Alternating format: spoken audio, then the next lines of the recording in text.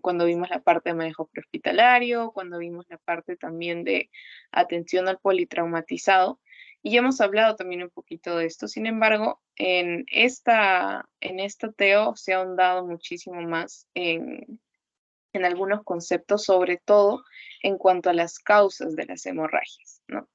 Entonces vamos a comenzar y en primer lugar tenemos que, a ver, definir qué cosa es una hemorragia, ¿no? Y básicamente va a ser la salida de la sangre del interior del sistema circulatorio, es decir, del interior de los vasos, debido a una ruptura. Y esta salida puede ser espontánea o puede ser provocada por un traumatismo. Entonces, en primer lugar, ¿cuál es una de las causas más frecuentes de hemorragias en una persona? El traumatismo, ya sea porque te golpearon, ya sea porque te cortaste. Todas las otras demás causas que ven acá, los trastornos plaquetarios, los trastornos de los vasos sanguíneos y los trastornos de la coagulación, representan un porcentaje muchísimo menor comparado al de los traumatismos. Entonces, lo que se les ha explicado en la teoría se ha extendido, mejor dicho, es en esta parte, porque es importante que lo sepan. Entonces, las hemorragias espontáneas, debido a estas tres causas, trastornos plaquetarios, de vasos sanguíneos y coagulación, se van a empezar a dar cuando el nivel de plaquetas en sangre es menor a 50.000, ¿sí? Aquí cuando las plaquetas están en menos de 50.000 es que la persona va a empezar a hacerse, por ejemplo, moretones de la nada o moretones con mecanismos muy leves. Por ejemplo, le agarraste el brazo por un tiempo prolongado, sacas tu mano y se hizo un moretón, ¿no? O tocó la mesa muy fuerte su pierna y se hace un moretón. Y las hemorragias espontáneas por orificios naturales, ya es decir, por ejemplo, por el oído, que se conoce como otorragia, que es lo que también vamos a ver hoy día, por la nariz, que se conoce como epistaxis, o por las encías, que se conoce como gingivorragia, se van a empezar a dar a partir de un nivel de plaquetas menor a 20.000. Pero ahorita estamos hablando de menor a 50.000, menor a 20.000, pero tenemos que saber cuál es el nivel de plaquetas normales. Entonces, ¿cómo nosotros sabemos cuál es el nivel de plaquetas de un paciente? Muy fácil, pidiéndole un análisis de laboratorio que se llama hemograma. Este es básicamente un resumen más o menos qué cosa es lo que ustedes les va a dar el hemograma como resultados, un estudio de qué cosa es, y va a ser un estudio de lo que son los elementos formes de la sangre, ¿sí? El hemograma va a ser un examen de ayuda diagnóstica de laboratorio que ustedes van a pedir a lo largo de toda su carrera a cada rato y hasta por gusto. Es lo primero muchas veces que se le pide a un paciente de exámenes auxiliares y otras veces es lo único que se le pide porque es lo único que se necesita. Entonces, un hemograma te va a dar los resultados de cuántos eritrocitos tiene el paciente, que son los glóbulos rojos, que lo normal es que tenga de 4.5 a 6 millones. Dependiendo de la literatura, el límite inferior puede ser un poquito más, un poquito menos, igual el límite superior, pero es en promedio. También te va a dar un resultado de cómo está la hemoglobina del paciente. Recuerden que la hemoglobina va a ser la proteína transportadora de oxígeno de la sangre y sus valores normales van a variar de acuerdo a si el paciente es un hombre o si es una mujer, ¿no? Si la paciente es mujer, el nivel de hemoglobina normal va a ser de 12 a 16 y si es hombre va a ser de 13 a 17. Y el hematocrito va a ser un valor que está estrechamente relacionado a la hemoglobina. ¿Por qué? Porque el hematocrito siempre, siempre, siempre va a ser 3 veces el valor de la hemoglobina. ¿Esto qué quiere decir? Si, por ejemplo, ustedes les dan o les dicen que su paciente tiene 12 de hemoglobina y no les dicen cuánto de hematocrito tiene, es muy fácil averiguarlo porque, como les digo, el hematocrito es igual a la hemoglobina del paciente, HB es hemoglobina, por 3. Entonces, si te dicen que la hemoglobina de tu paciente es 12, entonces simplemente lo multiplicas por 3, que sería 36, y ahí tienes tu hematocrito, ¿sí? Esto no se olviden, por favor. ¿Se entendió o a alguien no le quedó muy clara esta parte? ¿Sí? Ya. De ahí viene todo lo que son el estudio de la morfología de los eritrocitos, que son estos tres siglas que ven acá, que es el volumen corpuscular medio, la hemoglobina corpuscular media, la concentración de hemoglobina corpuscular media, que esto en realidad no es tan importante en este momento, pero lo que sí es importante que sepan es que estos tres valores que van a estudiar la morfología del eritrocito, es decir, la estructura, nos van a ayudar a determinar qué tipo de anemia tiene el paciente. Porque, por ejemplo, si es que un paciente tiene una hemoglobina, imaginemos que es una mujer, tiene una hemoglobina de 10 o una hemoglobina de 9, el trastorno se va a conocer como anemia. Pero hay diferentes tipos de anemia. Hay una anemia que se da por carencia de hierro, que se conoce como anemia ferropénica. Hay otra anemia que se conoce como anemia perniciosa, que puede ser por déficit de vitamina B9, también conocida como ácido fólico, o déficit de vitamina B12, que también se conoce como cianocobalamina, etcétera, etcétera. Entonces, estos tres valores que estudian la morfología del eritrocito nos van a ayudar a saber frente a qué tipo de anemia estamos potencialmente. Y luego viene todo el estudio de lo que es los glóbulos rojos, los glóbulos blancos, perdón, que son los leucocitos, que acá tienen sus valores normales y de ahí cada tipo de leucocito, que son los linfocitos, neutrófilos, monocitos, eosinófilos, basófilos, etcétera, van a estar representados en porcentajes, ¿sí? Y estos datos aquí nos van a ser más útiles en el caso de que nosotros sospechemos, por ejemplo, de que estamos frente a una infección, frente a una sepsis. Y por último, acá abajito, el último dato que nos va a dar el hemograma es el nivel de plaquetas. Y el nivel de los valores normales de plaquetas van a oscilar entre 150.000 a 450.000. Y esto sí, para esta TEO por lo menos, y para que entiendan un poquito más acerca de los trastornos plaquetarios, va a ser importante que recuerden este valor. Los normales es de 150.000 a 450.000.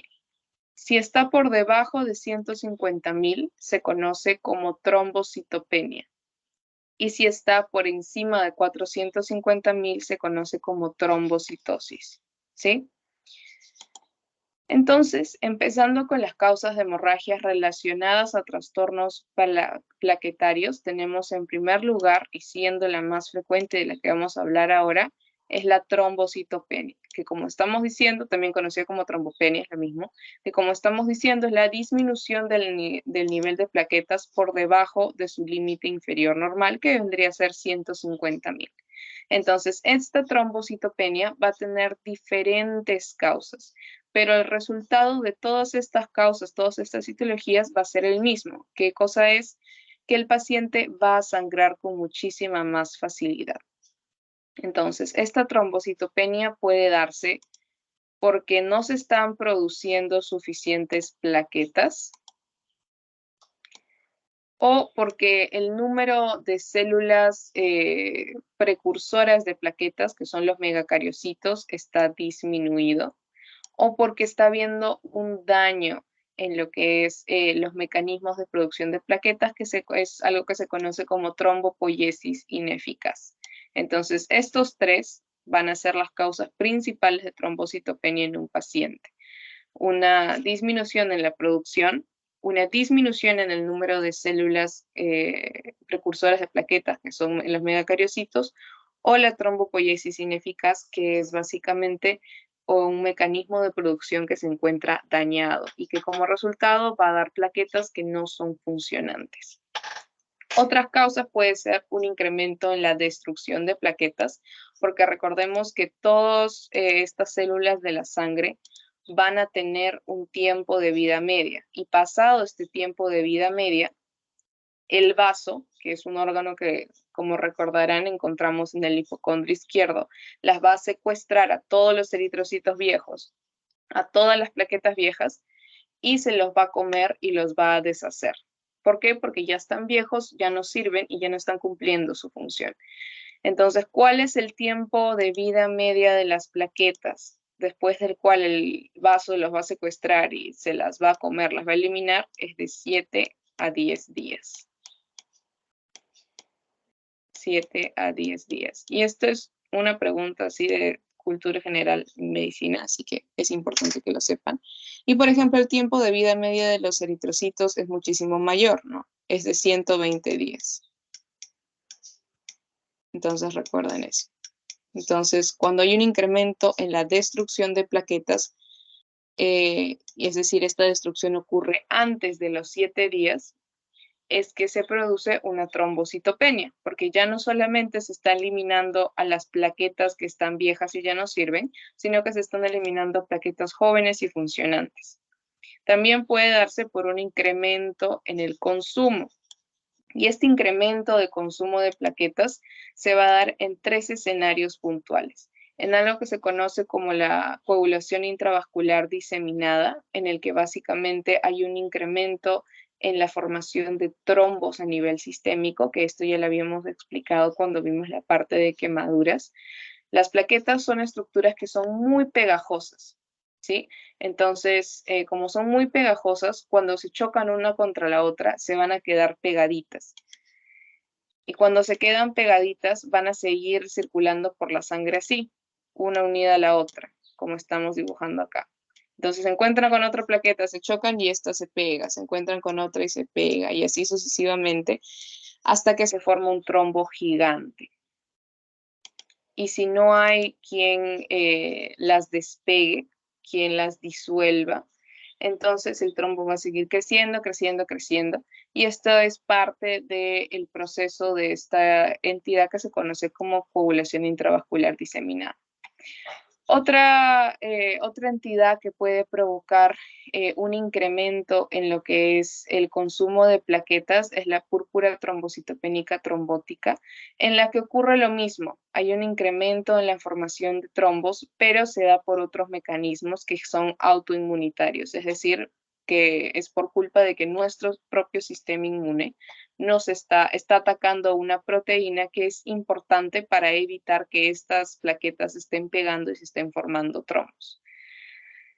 En cuanto a lo que es la disminución de las células precursoras de plaquetas, que son los megacariocitos, una de las principales causas, y es algo que se tienen que llevar de aquí, va a ser lo que es todo lo relacionado a cáncer, es decir, a neoplasias, ¿sí? Neoplasias sanguíneas, ¿no? Por ejemplo, leucemia y todo ese tipo de cosas.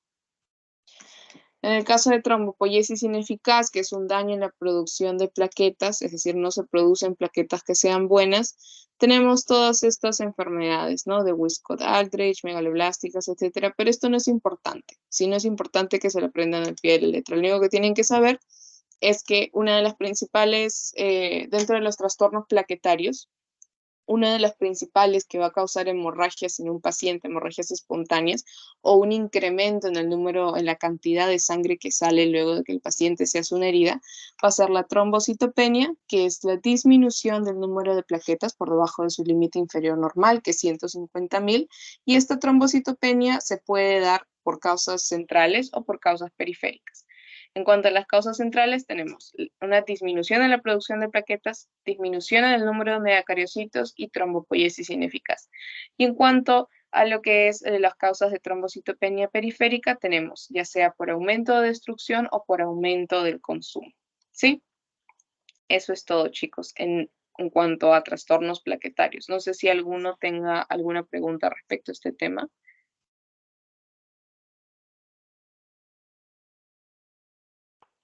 ¿No? Ya. Entonces vamos a continuar.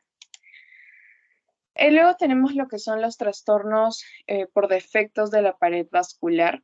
Y aquí se van a repetir muchos de ellos, pero el principal, aparte de lo que les mencionan acá del envejecimiento, recuerden que hay un deterioro de lo que es la consistencia de la pared vascular por la edad, que se podría decir que es fisiológico, por carencia de vitamina C, por una enfermedad que se conoce como púrpura de Henoch-Schönlein, que es un tipo de vasculitis que afecta arterias de mediano y pequeño calibre, y también por algunos fármacos como son los corticoides y las penicilinas, que es antibiótico.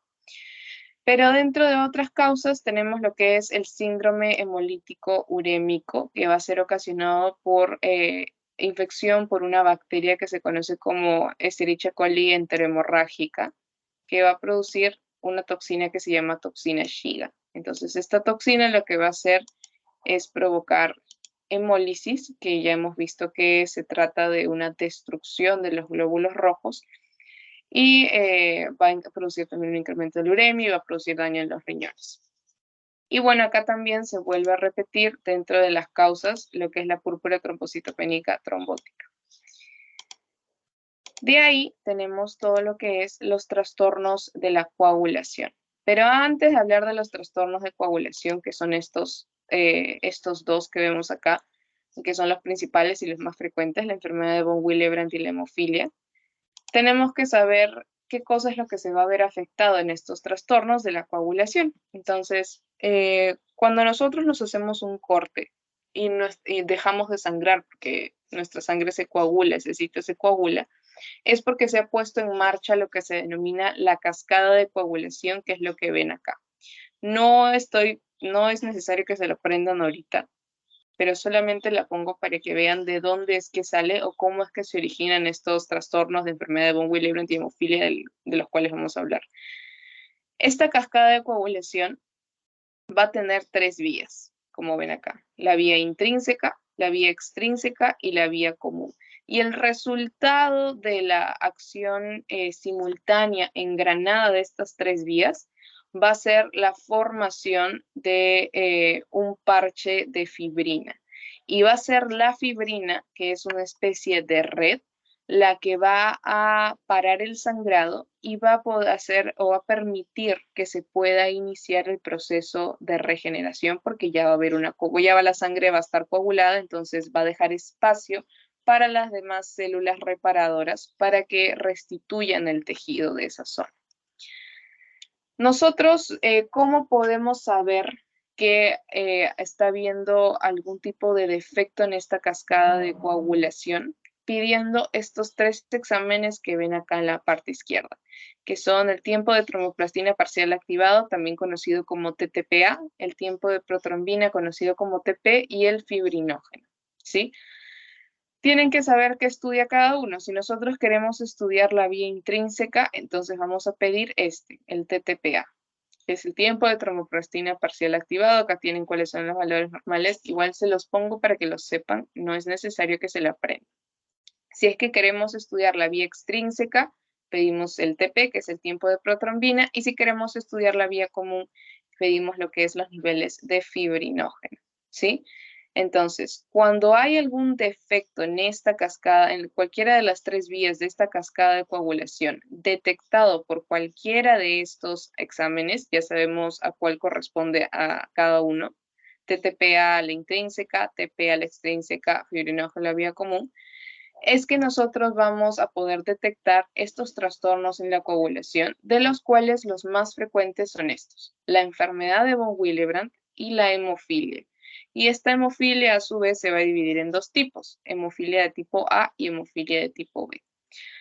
¿Cuál va a ser la presentación clínica de estos trastornos? Va a ser la misma: sangrado a nivel de la nariz, a nivel de los oídos, las encías.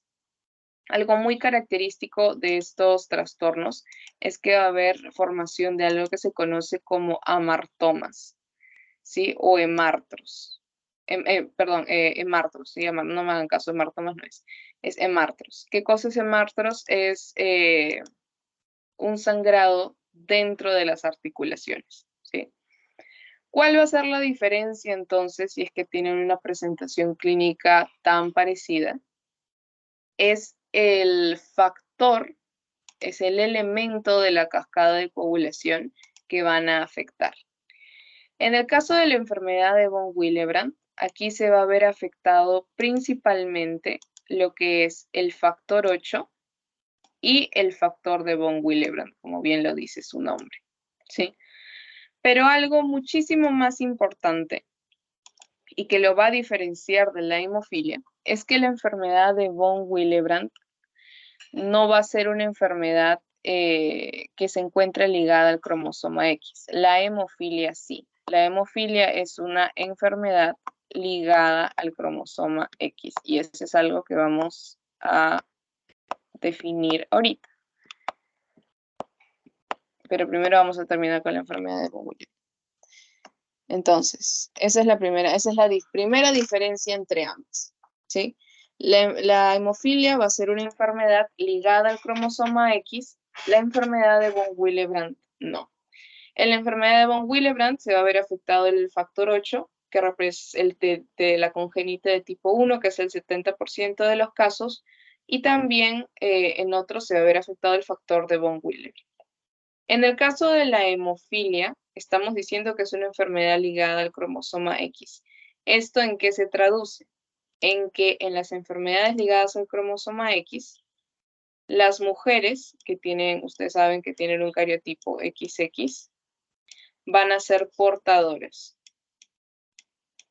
Solamente portadoras de la enfermedad. En cambio, los hombres, que ustedes saben que tienen un cariotipo, una configuración de cromosomas XY, van a ser los que sufran la enfermedad, van a ser los que están enfermos. Y también pueden cargar con el defecto, o sea, aparte de estar enfermos, pueden ser portadores.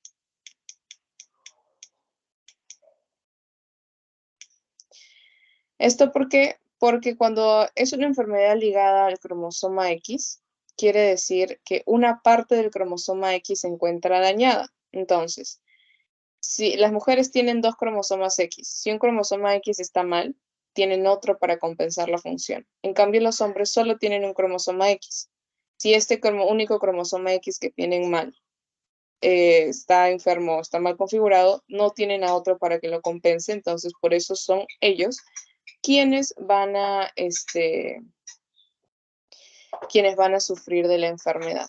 Por eso recuerden esto, la hemofilia es una enfermedad ligada al cromosoma X y esto se traduce en que las mujeres van a ser las portadoras, las que transmitan el defecto genético, por lo tanto la enfermedad a su descendencia, y van a ser los hombres quienes la sufran. Las mujeres no la van a sufrir, ¿sí? Solamente los hombres. Las mujeres solamente se van a encargar de transportarla, de darla a su descendencia, y los hombres van a ser los encargados de sufrir la enfermedad, de tener las manifestaciones clínicas.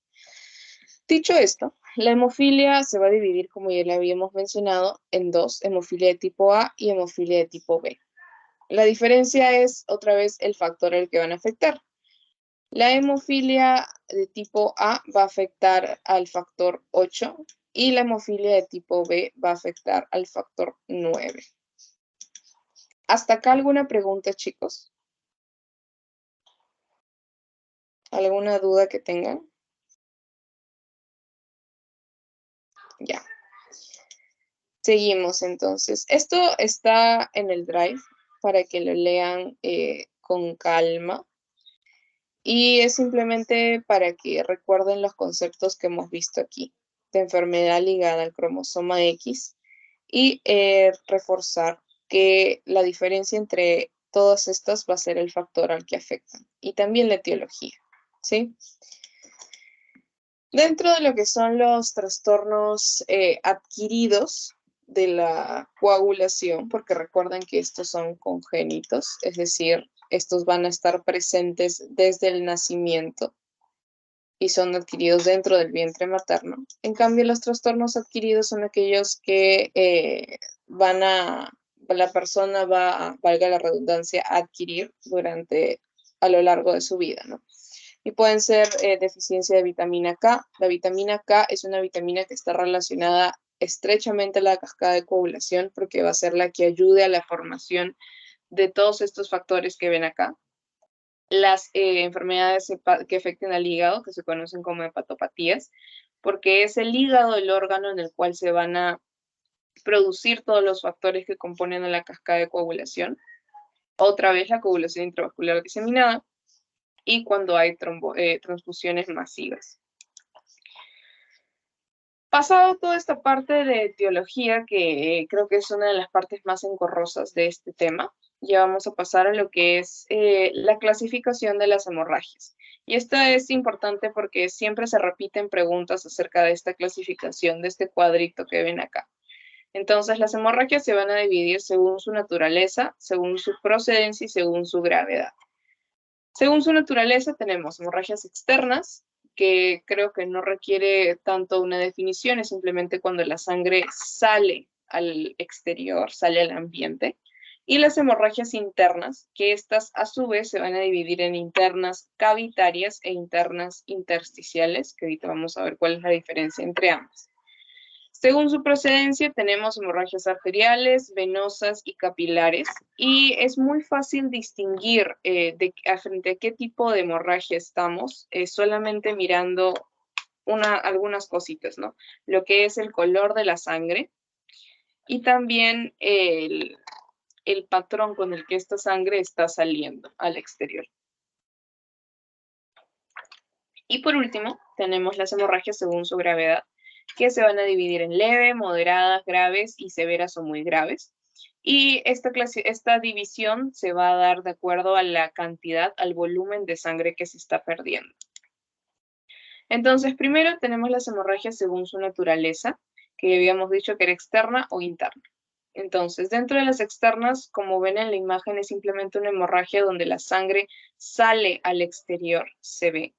Y las hemorragias internas son hemorragias en las cuales la sangre se queda atrapada dentro del cuerpo del paciente a pesar de que éste esté sangrando. Entonces, estas hemorragias internas se van a dividir en cavitarias y hemorragias internas intersticiales. Las intersticiales, como su nombre lo dice, es cuando la sangre se queda entre lo que es los tejidos del paciente, el tejido celular subcutáneo, la piel, etc. En cuanto a lo que es las hemorragias internas cavitarias, como su nombre lo está diciendo, son hemorragias que se van a producir en cavidades del cuerpo. Sí, puede ser, por ejemplo, la cavidad intracraneal, como están viendo en la imagen, la vejiga, que resulta ser otra cavidad, el estómago, que es otra cavidad. Entonces, estas cavitarias a su vez se van a dividir o subdividir en cavitarias exteriorizables y cavitarias no exteriorizables. Que ojo, no es lo mismo que decir una hemorragia externa, ¿sí? Las hemorragias internas, cavitarias, exteriorizables, son aquellas hemorragias que se van a dar en cavidades del cuerpo que tienen conexión con el exterior. Por ejemplo, la vejiga. Si se produce una lesión a nivel de la vejiga y esta lesión empieza a sangrar, la sangre, como la vejiga es un órgano, es una cavidad que tiene conexión con el exterior a través de la uretra, va a salir por este conducto junto con la orina y se va a producir una entidad que se conoce como hematuria, que es la presencia de sangre en orina. Lo mismo pasaría, por ejemplo, si es que se produce una hemorragia en el estómago. El estómago, ustedes saben que gracias al intestino, el recto sale a través del ano. Y si es que se produce una hemorragia a este nivel, esta va a salir junto con las heces. ¿Por qué? Porque el tracto gastrointestinal, el estómago, es una cavidad que tiene una conexión con el exterior. En el caso de las hemorragias internas, cavitarias, no exteriorizables, son aquellas que se van a dar en cavidades que no tienen conexión con el exterior, como por ejemplo la bóveda craneal, ¿no? Si se produce una hemorragia a nivel del cráneo, este no es una zona expansible y no tiene una conexión al exterior. Entonces aquí es que se van a formar los famosos hematomas que son subdurales, epidurales, que eso ya es tema de otra teo de ustedes. Pero ese es un ejemplo, uno de los ejemplos más comunes de hemorragias internas cavitarias no exteriorizables, ¿sí? En cuanto a la procedencia, estábamos diciendo que esta puede ser arterial, venosa o capilar. Si se dan cuenta, si es que se trata de una hemorragia externa, va a ser muy fácil categorizarla en arterial, venoso o capilar. Pero si se trata de una hemorragia interna, que acá todas estas son internas intersticiales, va a ser muy difícil porque tienen características muy similares. Entonces, nosotros vamos a poder determinar a nivel así solamente al ojo frente a qué tipo de hemorragia estamos según su procedencia, solo si la hemorragia es externa, ¿sí? Entonces, las hemorragias pueden ser arteriales, es decir, el origen va a ser un daño a alguna arteria, venosas, el origen es daño a alguna vena, o capilares, el origen es daño a algún capilar. La diferencia entre estos tres va a ser, primero, el volumen de sangre que se pierde. Las hemorragias arteriales van a ser mucho más dramáticas, se va a perder muchísimo más volumen sanguíneo. Le siguen las venosas y por último lugar es las hemorragias de origen capilar. Aquí la pérdida de sangre va a ser muy poquita, va a ser en gotitas, en punteados. Otra característica y que sobre todo va a ayudarnos a diferenciar entre una arterial y venosa, porque muchas veces pueden llegar a sangrar lo mismo dependiendo de la vena que sea lesionado, es el color de la sangre. La sangre de una hemorragia venosa es una sangre de color rojo vino o rojo oscuro.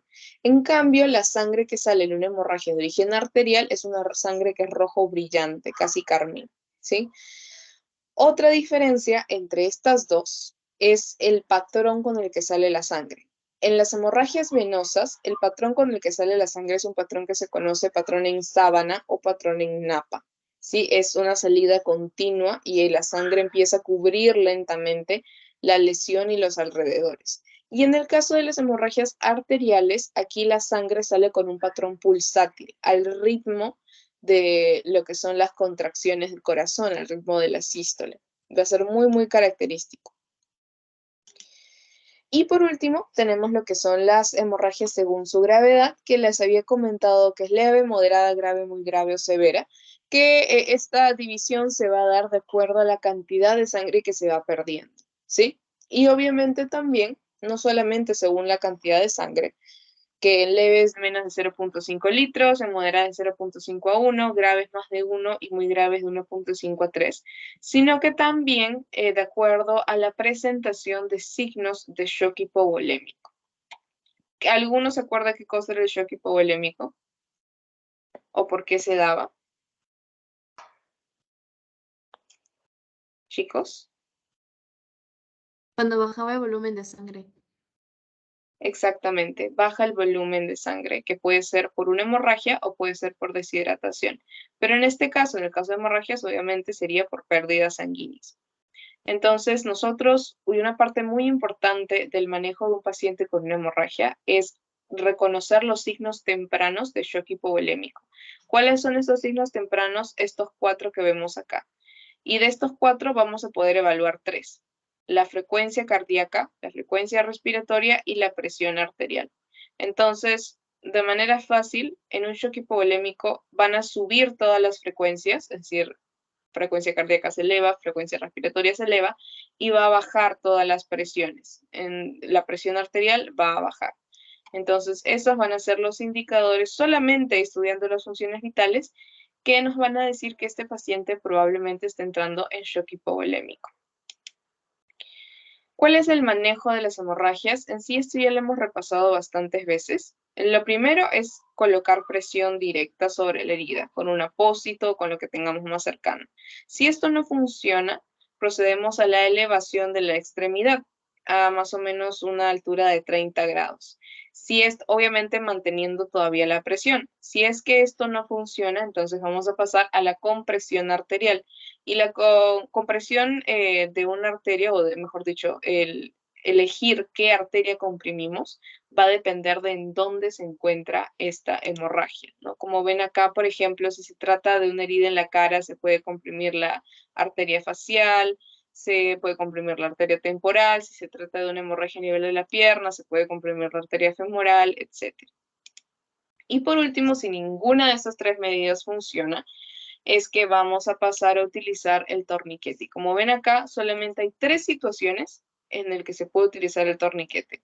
Cuando hay fallo de técnicas anteriores, cuando ha habido una amputación traumática de algún miembro o cuando se pasa la liberación de un miembro aplastado por más de 30 minutos. ¿Qué cosa es lo que vamos a utilizar? Necesitamos una varita de aproximadamente 5 a 6 centímetros, necesitamos vendas o algún tipo de tela y algunas consideraciones que tenemos que tomar en cuenta al momento de la aplicación del torniquete es que este se aplica solamente en miembros de hueso único, se va a realizar por encima de la herida y no se debe, el torniquete, la sábana, la gasa, lo que sea que estemos utilizando de tela, no puede tocar los bordes de la herida. ¿A qué me refiero con miembros de hueso único? Nosotros tenemos acá la pierna. Vamos a hacerlo más grande. Acá está la rodilla. Ya. Ustedes saben que por debajo de la rodilla nosotros tenemos dos huesos. Tenemos la tibia, que es medial, está por acá, es más gruesa, y tenemos el peroné, que es más delgadito. Y por encima de la rodilla nosotros solamente tenemos un hueso que va a ser el fémur, que va a estar acá. Entonces, si yo les digo, apliquen un torniquete porque el paciente tiene una hemorragia, no sé, pues a este nivel. ¿En dónde van a hacer el torniquete? ¿En qué zona? ¿Por encima de la rodilla o por debajo de la rodilla? ¿Por encima? Por encima, exactamente. Aquí se hacía el torniquete. ¿Por qué? Porque los torniquetes solamente se aplican en miembros de hueso único, ¿sí? Sin importar que la herida esté por aquí, por aquí, por aquí, por aquí. Solamente en miembros de hueso único. Y lo mismo pasa en el brazo. Ustedes saben, la mano está horrible, pero bueno. Este es el codo. Ustedes saben que por debajo del codo nosotros tenemos dos huesos, el cubital y el radial. Y por encima solamente tenemos el húmero. Entonces, ¿dónde aplican ustedes el torniquete? Aquí, donde solamente está el húmero, es decir, por encima del codo. Tengan en cuenta también esto, no se aplica, tiene que estar por encima de la herida, es decir, si nuestra herida está acá, el torniquete, perdón, si la herida está acá, por ejemplo, el torniquete va a ir arribita, ¿sí? Y no se pueden tocar los bordes. Otra cosa que quiero que recuerden también, porque también se pregunta, es en qué situaciones nosotros podemos colocar un torniquete de inicio, es decir, obviando el ejercer presión, la elevación del miembro, la compresión de la arteria, y son solamente en estas dos. Cuando ha habido amputación traumática o cuando hay liberación de un miembro aplastado luego de 30 minutos. Si es que no es ninguna de estas situaciones, entonces solo vamos a aplicar el torniquete cuando ha habido fallo de todas las técnicas que hemos visto ahorita, ¿sí? Eso tiene que quedar claro. Esta es la técnica que ustedes utilizan para hacer un torniquete, que me imagino que ya lo han estado haciendo o lo van a hacer en sus prácticas de PBM, que es importante que lo aprendan, practíquenlo. Y este es simplemente un diagrama para que recuerden, ¿no? En una hemorragia, primero compresión directa, si no funciona, elevación del miembro, y si eso no funciona, compresión arterial, y por último, si eso ya no funciona, torniquete, ¿sí? En el caso de las hemorragias internas, no hay mucho que a nivel prehospitalario ustedes puedan hacer, simplemente les toca obligar al paciente, porque recuerden que pacientes con hipovolemia, es decir, disminución de volumen sanguíneo, va a bajar su temperatura corporal, mantienen los pies en alto y la cabeza tiene que estar más baja del corazón, que es una posición que se conoce como posición de shock. Hay que liberar la ropa apretada, no podemos darle nada de beber y hay que trasladarlo de inmediato porque es un paciente crítico, es un paciente que está en riesgo de hacer shock hipovolémico y descompensarse en cualquier momento. ¿Por qué? Porque nosotros no tenemos manera en ese escenario de evaluar cuánta sangre está perdiendo o cuál es el origen de esta hemorragia, porque recuerden que todo es a nivel interno. Entonces, hemorragia interna en manejo prehospitalario es sinónimo de traslado, ¿sí? Y esta es la parte más importante, por así decirlo, de todo esto, y son los tipos de hemorragia. A partir de ahora, ustedes, si a alguien le está sangrando la nariz, no pueden ponerlo en la historia clínica como paciente llega con la nariz sangrando, no. Tienen que utilizar el término correcto que se conoce que es epistaxis, igual con los sangrados por la oreja, que es una otorragia. Entonces, es todo lo que vamos a ver ahorita, ¿sí? Y en tratamiento, esto no es un tratamiento definitivo, es simplemente un manejo prehospitalario, un manejo de primeros auxilios, por así decirlo. Entonces, en el caso de la otorragia, esta va a ser una hemorragia que tiene origen en el conducto auditivo. ¿Cuáles son las causas de esta otorragia? Puede ser, los más comunes son traumatismos, los golpes fuertes, choques. Puede darse también por un traumatismo encefalocraniano, que es el famoso TEC, porque le cayó un pelotazo, ¿no? Entonces aquí el manejo, ¿cuál es? No se tapona la hemorragia, es decir, no vamos a taponar el conducto auditivo porque podríamos ocasionar que la sangre se acumule ahí y se dañe lo que es la membrana timpánica, el tímpano. Entonces lo único que se hace es colocar al paciente en una posición, con la cabeza en una posición lateral, por encima de, hacia el lado del oído sangrante, y se realiza una inmovilización y movilización del paciente en bloque. ¿Por qué? Porque como estamos conversando, la otorragia puede ser un indicativo de un TEC, pero también de un traumatismo vértebromedular. Entonces tenemos que transportarlo al paciente con inmovilización cervical y todo eso, ¿sí? En el caso del epistaxis, es aquella hemorragia que tiene origen en la nariz, que puede ser porque se rompieron pequeños vasitos, puede darse también por hipertensión o también por golpes directos, por traumatismos. Entonces aquí al paciente se le puede mantener con la cabeza recta o ligeramente inclinada hacia adelante. Se puede realizar presión en lo que es el puente de la nariz o en la fosa nasal por 4 o 5 minutos. Aplicar hielo, recuerden que el frío genera vasoconstricción, es decir, que los vasos se hacen más chiquititos, entonces disminuye el flujo sanguíneo en esa zona. Y lo que no se debe hacer es introducir gasas o hacer que el paciente tire la cabeza hacia atrás, que es lo más común. Eso no se hace. Tenemos que hacer que el paciente esté con la cabeza recta o inclinado un poquito hacia adelante. La gingivorragia va a ser una hemorragia que tiene origen en las encías, que puede darse por inflamación o por carencia de algunas vitamínicas. Aquí no hay un manejo específico, es simplemente el paciente debe ir a consulta, ya sea con su odontólogo o con su médico de cabecera, para ver cuál es el origen, ¿no?, de esta gingivorragia. Aquí vienen los dos importantes, porque generalmente siempre hay confusión. Tenemos lo que es la hemoptisis y la hematemesis. En ambos tipos de hemorragias, la sangre va a salir por la boca, ¿sí? Por eso es que se suelen confundir, pero van a tener características que las van a diferenciar. En primer lugar, la hemoptisis va a ser un tipo de hemorragia que sale por la boca, pero que tiene origen en los pulmones, ¿sí? En cambio, la hematemesis va a ser una hemorragia que sale por la boca, pero que tiene origen en la vía digestiva alta. Otra diferencia es que la hemoptisis, la sangre va a salir por la boca junto con la tos. En cambio, en la hematemesis, la sangre va a salir por la boca junto con el vómito. En la hemoptisis, la sangre va a ser de color rojo. En cambio, en la hematemesis rojo brillante en la hemoptisis. En cambio, en la hematemesis va a ser de color rojo oscuro y muchas veces va a estar, como sale con el vómito, puede estar acompañada de restos alimenticios que se conocen como pozos de café.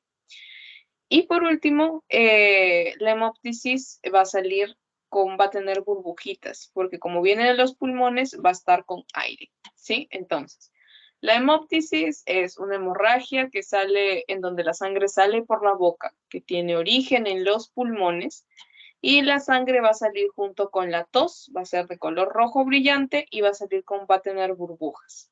La hematemesis es una hemorragia en donde la sangre sale por la boca, que tiene origen en la vía digestiva alta.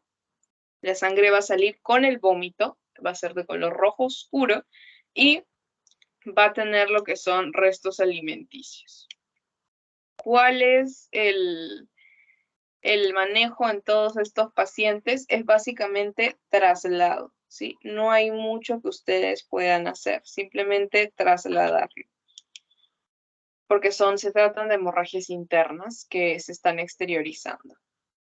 En el caso de la rectorragia y la melena también se pueden llegar a confundir porque en ambas la sangre va a salir por el ano.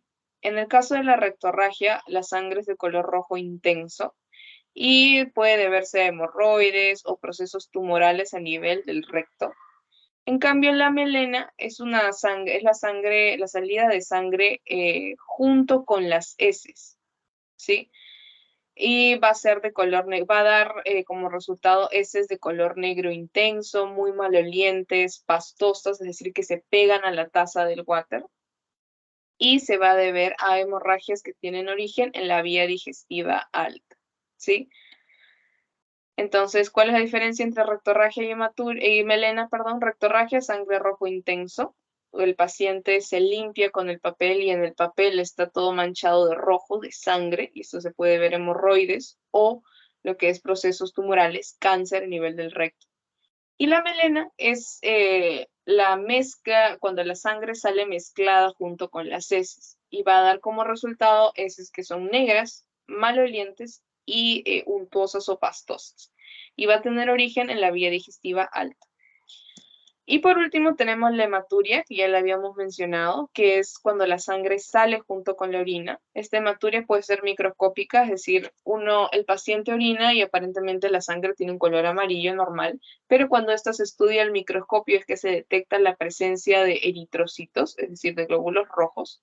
O también puede ser macroscópica, es decir, el paciente orina y la orina ya no se ve de un color normal amarillo, sino que se ve rojo, se ve naranja oscuro. Esto puede deberse a infecciones del tracto urinario, puede deberse a lo que es la presencia de litiasis renal, que es básicamente los cálculos, tumoraciones en la vejiga, es decir, cáncer, o también por traumatismos abdominales a nivel de las fosas renales.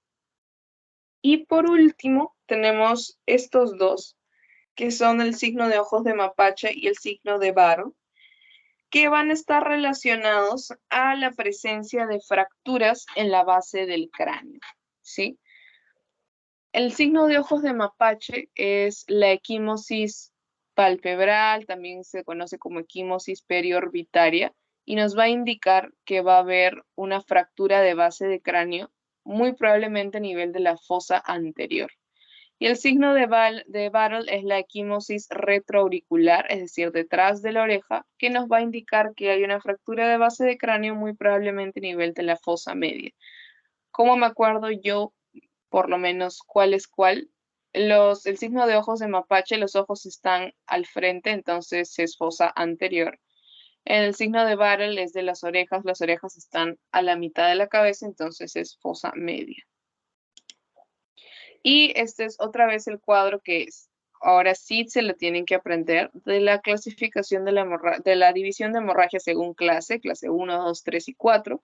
Y cada una de estas va a tener diversas alteraciones, sobre todo en los signos vitales, ¿sí? Y también en lo que es los indicadores de perfusión, ¿no? Que es, por ejemplo, la coloración y la temperatura de las extremidades. Y eso sería todo, chicos. No sé si es que alguno de ustedes tiene alguna pregunta, alguna duda.